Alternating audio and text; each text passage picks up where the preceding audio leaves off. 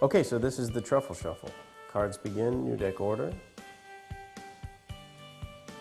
and we give them a little mix.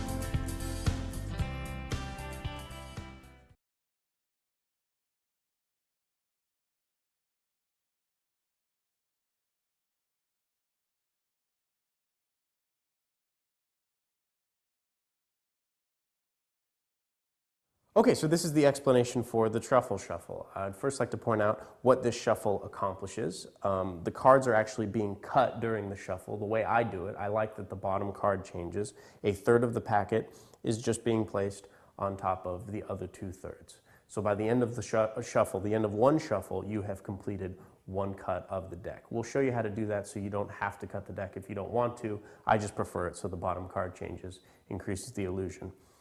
Also, the thing that is different about this shuffle, and the only thing that I consider very unique about this shuffle that sets it apart from the others, is the springing action. In all of these springing shuffles, the Ron Wall-esque shuffles, or Leonard Green style shuffles, the cards are shuffled, then they are unwoven, and then a spring is performed. So whether it be under a top card or with no top card cover or both cards springing together, the cards are shuffled together, they're unwoven, and the spring is completed. The problem with that is it's 2 steps. The cards are shuffled, they're unwoven, they're sprung. So the thing that we've added here is the cards are actually springing before the cards are even unwoven. And it's happening during the unweave. So I'll show you the unique part of this. The spring begins, and as the spring is happening, the cards are being unwoven. It makes the transition softer and takes out an extra beat, which gives it an add-in illusion. So how do we do this? Well, you start with the cards in the right hand, and I riffle off a third from the bottom. You're going to begin a in the hands riffle shuffle, but it's important to lay a bed with the right hand, the larger packet.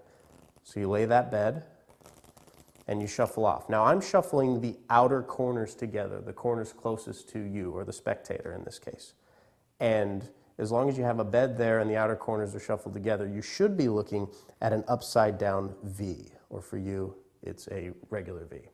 So you begin by arcing both of the packets. Now, normally in a cascade shuffle, you would put the pressure together, causing both packets to arc together. This, both thumbs are individually controlling the packets, causing the arc.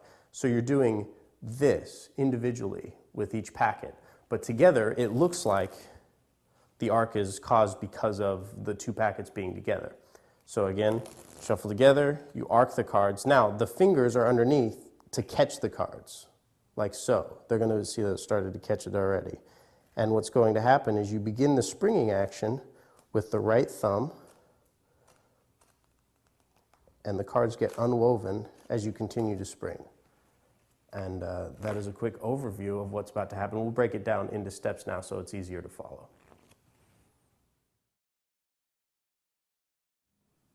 Okay, so the first thing is getting into the shuffle. I start with the right hand biddle grip, and I thumb off a third of the packet, getting into standard in the hands riffle shuffle position. Now, I'm going to shuffle the outer corners, or the corners closest to the spectator. Those are going to be the contact points. First, I lay a bed with the right hand packet, which is the larger half. I lay about half those cards, and then I continue shuffling off until you have a bed of cards, the cards interwoven, and I should be looking at an upside down V, or from your perspective, a V. As soon as you get to this point, you're ready for the thumb position. So I'll wait till you get caught up, and we'll move on. Okay, now that you have the bed of cards and the cards interlaced, it doesn't really matter which card you have on top. That's not important. What is important is thumb placement. Your left thumb is going to go right where the cards are interlaced, right up to the top there, and your right thumb is going to go at the innermost corner of the right hand packet. So this corner over here. Now it should be contacting all of the cards even at the bottom, even of the bed. Now, you should have independent control over these packets. They should be held like so. You should be able to take them apart if you have to. The fingers underneath should be, you should have enough room so that you can create a net for the card, so to speak. So you arc both of the hands, and the fingers underneath should be able to catch the cards. Now, here's the thing about this. This arc is created independently by both hands. In other words, if I move apart right now, the arc stays the same. It's not created from pressure into both halves. It's independent pressure in both halves creating that arc. So cards are shuffled, lay a bed, now the arc is created. Now, the fingers are there to catch the cards, like so. The springing action begins with the right thumb letting go of the cards, catching them underneath. And as soon as you get that, we can move on to the unweaving. So the cards are like so, it's arced, and you begin a spring. That's the only important thing for right now, and that'll be the key to the shuffle. Okay, so we've shuffled off a bed in the right hand, we've interlaced the cards, we're looking at an upside down V. The left thumb is put at where the cards are interlaced, the right thumb at the innermost corner of the right hand packet. The cards are arced, you're ready to spring the cards. You begin the spring with the right hand packet. That's the only packet that ever gets sprung. And then as the spring continues, right as you reach the point where the cards are interlaced, you begin unweaving the shuffled cards. And you keep them as tightly, as close to the right hand packet as possible. You don't want a gap there. You want them to be hugging the top card there. And now you simply coalesce the cards and square up. I'll show you that again. So, get to this position. You begin the spring. Now it's important to time this perfectly. There shouldn't be any sort of hesitation. There shouldn't be any pausing. It should simply be as if you shuffled the cards at that speed. There wouldn't be any bumps in the road, so to speak. So the cards get shuffled, and then as it reaches the top, it gets squared up. Now the thing about this is, like we mentioned before, most of the other shuffles, the unweaving happens. It's like a zero shuffle. You have to strip out the cards and place them on top. With this, it's happening at the same time, or it at least appears as if it is. So the cards are sprung, and then it's slowly unweaving. And that V that we talked about, that upside down V, is actually being reversed. That's the best way to unweave the card. So I'm looking at an upside down V. By the end of the shuffle, I should be looking at a regular V. You can see how that unweaves the cards, just like so.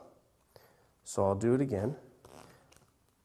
Cards are shuffled, cards are arced, the spring begins, and now you can see, even with a springing action, I'm looking at a regular V. It's up to you how tight or how open you want to be with this shuffle, but that Ving action is what's going to get them to unweave.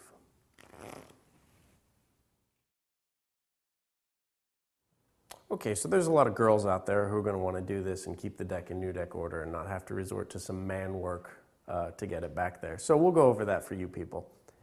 You begin, there's actually a few options. We'll go over all of them. First is you do the shuffle just like ordinary. You begin the shuffle, right hand, lay the bed, shuffle, and now after the shuffle, you're going to have a natural step there, and all you do is you just simply don't square. After the cards are coalesced, you will have a tiny step there, so all you do is you don't square up, and you alternate into left-hand dealing grip, and now you just cut right at that, putting it back into new deck order. So that's one option. You just simply do the shuffle like normal, and then you will have this natural step, and you just cut right to it, which is a nice casual way of getting back into whatever order you want. Another alternative is actually starting the shuffle in the left hand, riffling off 2/3 into the right hand, and then continuing the shuffle as normal. That's a good way of doing it. The problem is you have to get to this position and then into this position. The goal of the shuffle was to have it as natural and casual as possible, in a peripheral sense so that there was never any odd, unnecessary movements. But some people like those types of movements, and if you're one of those people, that might be the way to do it for you. There is another alternative, which is the way Dan Buck actually learned it without even thinking about it, is he just learned to spring the cards in the left hand. So he starts in the right hand, he riffles off 2/3 into the left hand, then he begins the shuffle in just the opposite way. Now I can't do it this way because I'm not talented, but Dan is, and he's able to do the exact same shuffle but into his left hand, which will place that block right where it came from, keeping it in new deck order. Another option is putting some work into the deck, like a crimp or a pencil dot or a short card, and that'll allow you just to find it later if you want, or spread down and see it and cut to it, or give it some sort of, if you have a short card, you can riffle to it. So there are lots of different options. Play with different ways of doing it. Someone may come up with an ingenious way, but I like the idea of the bottom card changing. It adds to the illusion, and it's the way a man would do it. Okay, so this is the truffle shuffle in more detail. You're going to begin by starting an in the hands riffle shuffle. The way I do it, the cards get cut. We'll talk about how you don't have to do that later. But I take the cards in right hand biddle grip, and I riffle off 1/3 of the cards. So I have 2/3 in the right hand, 1/3 in the left hand. I begin by laying a bed with the right hand. I lay approximately half of those cards first. Then I continue the shuffle. Doesn't matter which card gets laid last, as long as it's a tight shuffle, that's important, and then there's a bed under the right hand packet. It's also important that the outer corners are interwoven. I shuffle the corners that are closest to the spectator together, and I create this upside down V. So I'm looking at an upside down V right here. It should look like a regular V to you. The left thumb is placed right where the cards are interlaced, and the right thumb is placed in the innermost corner of the right hand packet, like so. It should be contacting all of the cards underneath and on top, and now you are ready to begin the springing action.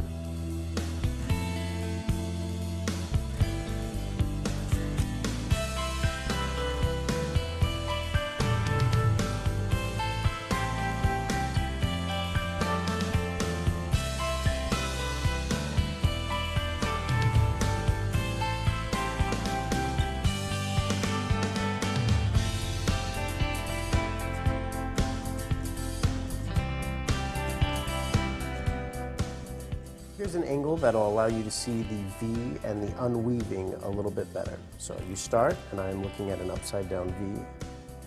The shuffle begins, and the V actually turns into a regular V for me. The cards get coalesced.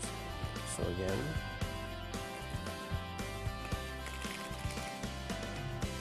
like so, you can see the V reversing itself from one way to another.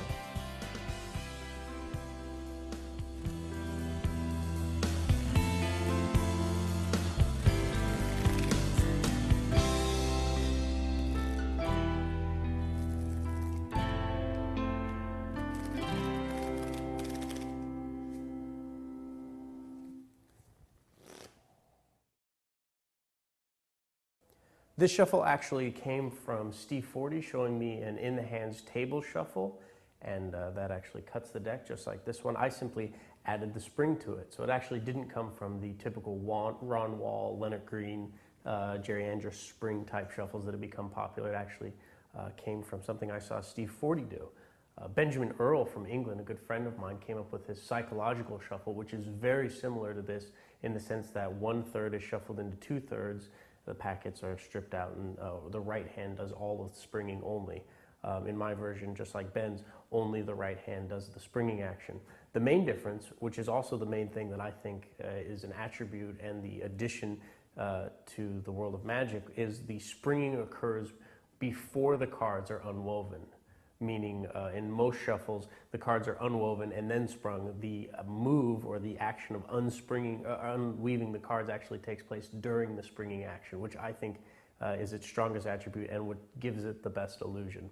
So I hope you guys enjoy the Truffle Shuffle.